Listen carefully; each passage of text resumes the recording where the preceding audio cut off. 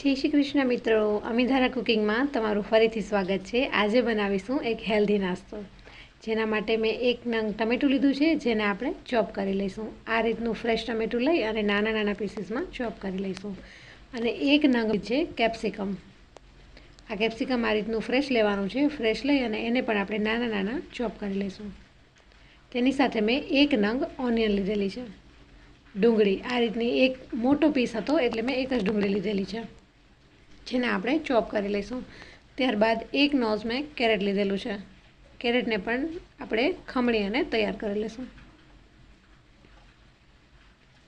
બે નંગ મેં અહીંયા લીલા તીખા મરચાં લીધેલા છે। તમે તમારા ટેસ્ટ અકોર્ડિંગ લઈ શકો છો। એને પણ આપણે નાના નાના ચોપ કરી લઈશું। હવે આ બધાને આપણે એક મોટા બાઉલમાં લઈ લઈશું। અડધા કપ ટમેટાં ચોપ કરેલા, અડધા કપ જેટલા કેપ્સિકમ ચોપ કરેલા, અડધા કપ જેટલી ડુંગળી ચોપ કરેલી, અડધા કપ જેટલું ખમણેલું ગાજર લઈ લઈશું। બે લીલા મરચાં એડ કરી દઈશું। ત્યારબાદ 1 ટીસ્પૂન જેટલા ચીલી ફ્લેક્સ એડ કરી દઈશું। અડધી ચમચી જેટલા મરી પાવડર એડ કરી દઈશું।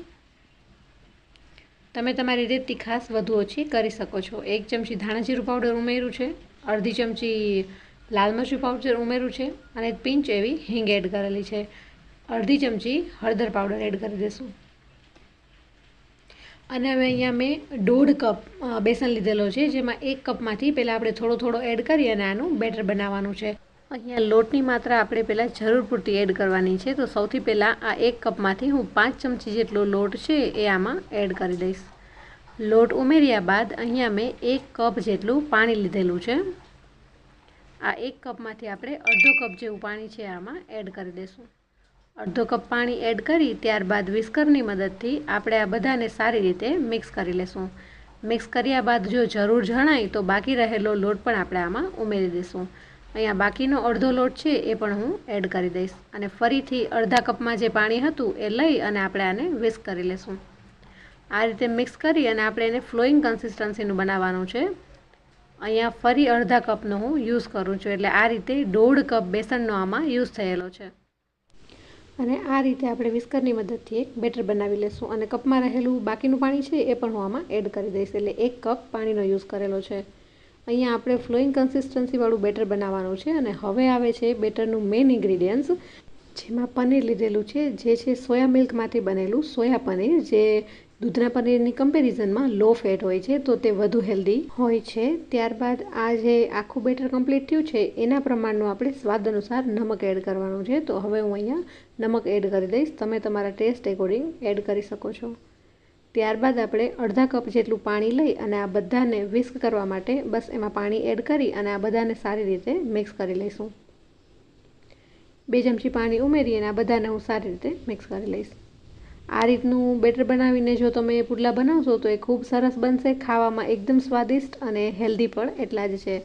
10 મિનિટનો આપણે આને રેસ્ટ આપી દઈશું। 10 મિનિટ બાદ આપણે ચેક કરીએ તો વેજીટેબલ્સ બધા છે એની થોડું પાણી રિલીઝ કર્યું છે અને આ રીતનું થોડું એવું ફ્લોઈંગ કન્સિસ્ટન્સીનું, એટલે કે ચમચામાંથી પડે એવું બેટર આપણું તૈયાર થઈ ગયું છે। બસ આ સમયે આપણે એને ડાયરેક્ટ પુડલા બનાવીશું। અહીંયા એક મીડિયમ ગેસની ફ્લેમ પર મેં આ રીતનો એક તવો રાખી દીધેલો છે, જેમાં 1 ચમચી જેટલું તેલ એડ કરી અને આપણે એને સ્પ્રેડ કરી દઈશું। બસ આ 2-4 ડ્રોપ્સ તેલમાં જ આ પુડલા સારી રીતે બની જાય છે। ત્યારબાદ એક કળશીની મદદથી આ રીતે આપણે એને સ્પ્રેડ કરી અને પુડલાને પાથરી દઈશું। અહીંયા આ રીતના થોડા જાડા પુડલા જ બનતા હોય છે વેજીટેબલના કારણે, તો બસ આ જ રીતે આપણે એને પાથરી દઈશું। પુડલાનો ઉપરનો ભાગ આ રીતે ડ્રાય થાય એટલે આપણે એને પલટાવી દઈશું। બસ આ રીતે ઉપર થોડું એવું બટર એડ કરી અને એને સારી રીતે સ્પ્રેડ કરી દઈશું। બટરનો ટેસ્ટ પુડલામાં ખૂબ જ સરસ આવે છે। તો તૈયાર છે આપણા સ્વાદિષ્ટ ગરમા ગરમ પુડલા। આ રીતની હાઈ પ્રોટીન ડિશ છે જે વેઇટ લોસ કરવામાં પણ ખૂબ જ મદદ થાય છે। તો આવી જ સરસ વાનગી માટે અમીધારા કુકિંગ ચેનલને લાઇક, શેર અને સબસ્ક્રાઈબ જરૂરથી કરો। Thank you.